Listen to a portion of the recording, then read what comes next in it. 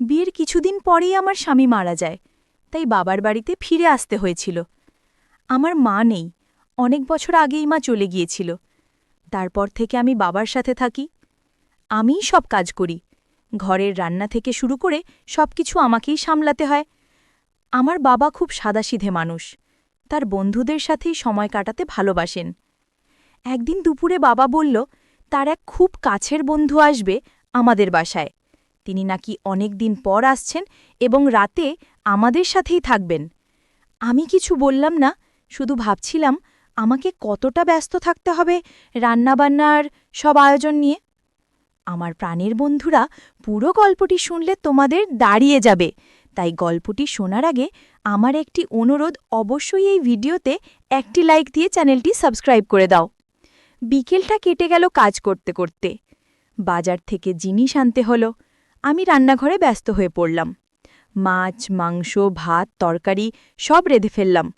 বাবা তার বন্ধু খাওয়া শেষ করে অনেক খুশি হল। আমি চুপচাপ তাদের দিকে তাকিয়ে শুধু হাসলাম।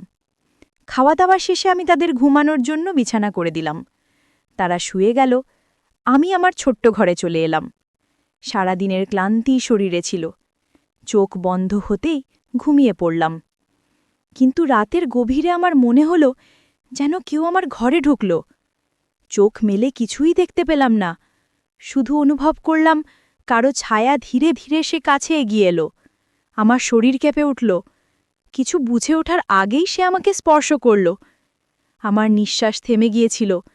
এক মুহূর্তের জন্য আমি অবাক হয়ে গেলাম, কিন্তু নিজেকে সরাতে পারলাম না। সে আমাকে জড়িয়ে ধরল, আমার কানে ফিসফিস করে কিছু বলল, তারপর হঠাৎ আমার ঠোঁটে আলতো চুমু রাখল। আমি স্তব্ধ হয়ে গেলাম, কিন্তু আমি অনেক দিন ধরে একা ছিলাম, তাই আমার অনেক ভালো লাগছিল। মনে হচ্ছিল এ রাত যেন শেষ না হয়ে যায়। হঠাৎ আমি এবার বুঝে ফেলেছি যে লোকটা আমার বাবার বন্ধু। গতরাতের সেই ঘটনার পর আমার ভেতরটা কেমন অদ্ভুত হয়ে গিয়েছিল। আমি চোখ মেলেই দেখলাম সকাল হয়ে গেছে, সূর্যের আলো জানালা দিয়ে ভেতরে ঢুকছে। কিন্তু আমার শরীর আর মন এখনও কেঁপে উঠছিল গতরাতের স্পর্শে। আমি বিছানা ছেড়ে উঠলাম, কাজে মন দিতে চেষ্টা করলাম, কিন্তু বারবার মনে হচ্ছিল সেই মুহূর্তটা আবারও ঘটছে। আমার ঠোঁটে যেন এখনও তার চুমুর উষ্ণতা লেগে আছে। আমি রান্নাঘরে ব্যস্ত ছিলাম। এমন সময় বাবার বন্ধু এসে দাঁড়ালো দরজার পাশে, চোখে এক অদ্ভুত হাসি। আমি কিছু বলতে পারছিলাম না, মনে হচ্ছিল বুকের ভেতর সব কথা আটকে গেছে। সে ধীরে ধীরে এগিয়ে এলো, আমাকে বলল কাল রাতের জন্য ভয় পেতে না। সে শুধু আমার একাকিত্ব বুঝতে পেরেছিল। তার কথা শুনে আমার চোখে পানি চলে এলো। আমি কাঁপা গলায় বললাম, আমি অনেক দিন ধরে একা ছিলাম। সে আমার হাত ধরে ফেলল। আমি আর হাত সরাতে পারলাম না। তার চোখের দিকে তাকিয়ে থাকতেই বুকটা কেমন উষ্ণ হয়ে উঠল। আমার মনে হচ্ছিল এতদিন ধরে আমি যার খোঁজ করছিলাম সে যেন এই মানুষটাই। সেদিন দুপুরে আমি যখন একা ছিলাম, তখন হঠাৎ সে আবার এসে দাঁড়ালো। চারপাশে কেউ ছিল না। সে আলতো করে আমার চুলে হাত বুলিয়ে দিল। আমি চোখ বন্ধ করতেই তার বাহুর মধ্যে হারিয়ে গেলাম। মনে হচ্ছিল যেন পৃথিবীর সব কষ্ট দূর হয়ে গেছে। আমরা চুপচাপ দাঁড়িয়েছিলাম, কথা ছিল না, তবু হৃদয়ের ভেতর দিয়ে কথা চলছিল। সে আমার কপালে চুমু দিল। আমি চোখ নামিয়ে ফেললাম, কিন্তু ভেতরে এক অদ্ভুত সুখ কাজ করছিল। বিকেলের পর আমরা একসাথে বসে গল্প করলাম। আমরা দুজনেই হাসছিলাম। অনেক সহজ কথাও তখন খুব মিষ্টি মনে হচ্ছিল। আমি টের পেলাম আমাদের মাঝে এক অদৃশ্য টান তৈরি হয়েছে, যেটা আমি আগে কখনো অনুভব করিনি। রাত হলে সবাই ঘুমিয়ে পড়ল, কিন্তু আমার চোখে ঘুম আসছিল না। আমি বিছানায় শুয়ে শুধু ভাবছিলাম, সে কি আবার আসবে আমার কাছে, নাকি কাল রাতটাই ছিল একবারের মতো। হঠাৎ দরজা হালকা শব্দ করে খুলল। আমি চমকে তাকালাম। সে দাঁড়িয়ে আছে দরজায়। আমার চোখে চোখ রাখতেই সব প্রশ্নের উত্তর পাওয়া গেল।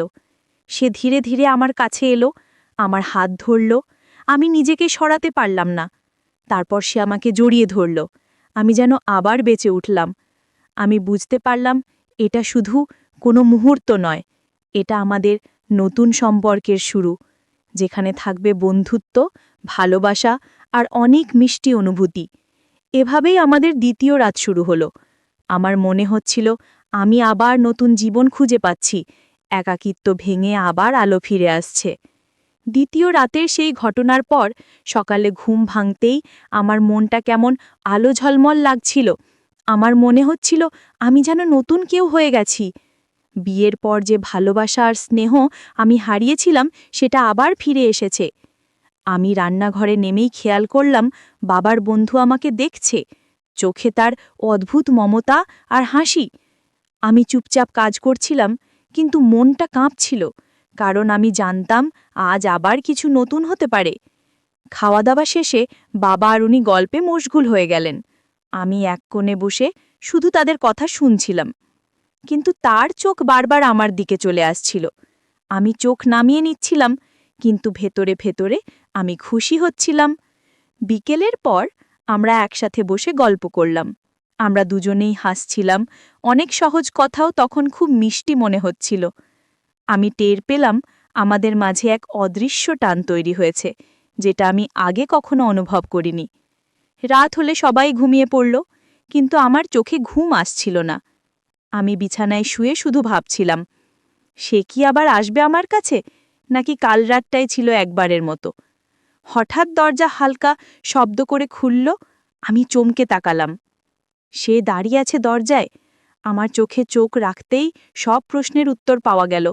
সে ধীরে ধীরে আমার কাছে এলো, আমার হাত ধরল।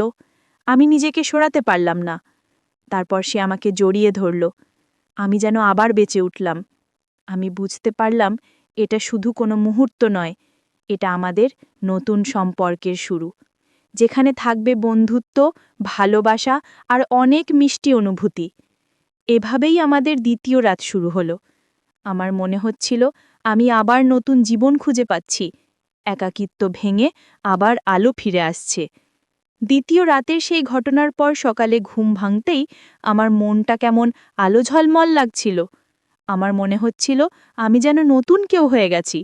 বিয়ের পর যে ভালোবাসা আর স্নেহ আমি হারিয়েছিলাম সেটা আবার ফিরে এসেছে। আমি রান্নাঘরে নেমেই খেয়াল করলাম বাবার বন্ধু আমাকে দেখছে, চোখে তার অদ্ভুত মমতা আর হাসি। আমি চুপচাপ কাজ করছিলাম, কিন্তু মনটা কাঁপছিল, কারণ আমি জানতাম আজ আবার কিছু নতুন হতে পারে। খাওয়া দাওয়া শেষে বাবা আর উনি গল্পে মুশকুল হয়ে গেলেন। আমি এক কোণে বসে শুধু তাদের কথা শুনছিলাম, কিন্তু তার চোখ বারবার আমার দিকে চলে আসছিল। আমি চোখ নামিয়ে নিচ্ছিলাম, কিন্তু ভেতরে ভেতরে আমি খুশি হচ্ছিলাম। বিকেলের পর আমরা একসাথে বসে গল্প করলাম। আমরা দুজনেই হাসছিলাম, অনেক সহজ কথাও তখন খুব মিষ্টি মনে হচ্ছিল। আমি টের পেলাম আমাদের মাঝে এক অদৃশ্য টান তৈরি হয়েছে, যেটা আমি আগে কখনো অনুভব করিনি। রাত হলে সবাই ঘুমিয়ে পড়ল, কিন্তু আমার চোখে ঘুম আসছিল না। আমি বিছানায় শুয়ে শুধু ভাবছিলাম, সে কি আবার আসবে আমার কাছে, নাকি কাল রাতটাই ছিল একবারের মতো। হঠাৎ দরজা হালকা শব্দ করে খুলল। আমি চমকে তাকালাম। সে দাঁড়িয়ে আছে দরজায়। আমার চোখে চোখ রাখতেই সব প্রশ্নের উত্তর পাওয়া গেল। সে ধীরে ধীরে আমার কাছে এলো, আমার হাত ধরল। আমি নিজেকে সরাতে পারলাম না। তারপর সে আমাকে জড়িয়ে ধরল। আমি যেন আবার বেঁচে উঠলাম। আমি বুঝতে পারলাম এটা শুধু কোনো মুহূর্ত নয়, এটা আমাদের নতুন সম্পর্কের শুরু, যেখানে থাকবে বন্ধুত্ব, ভালোবাসা আর অনেক মিষ্টি অনুভূতি। এভাবেই আমাদের দ্বিতীয় রাত শুরু হলো। আমার মনে হচ্ছিল আমি আবার নতুন জীবন খুঁজে পাচ্ছি, একাকিত্ব ভেঙে আবার আলো ফিরে আসছে। তো বন্ধুরা, আজকের গল্পটি এই পর্যন্তই। গল্পটি তোমাদের কেমন লাগলো অবশ্যই কমেন্ট করে জানাবে, এবং এরকম আরও মজার ও ইন্টারেস্টিং ভিডিও পেতে এখনই আমাদের চ্যানেলটি সাবস্ক্রাইব করে পাশে থাকা বেল আইকনটিতে ক্লিক করুন। ধন্যবাদ।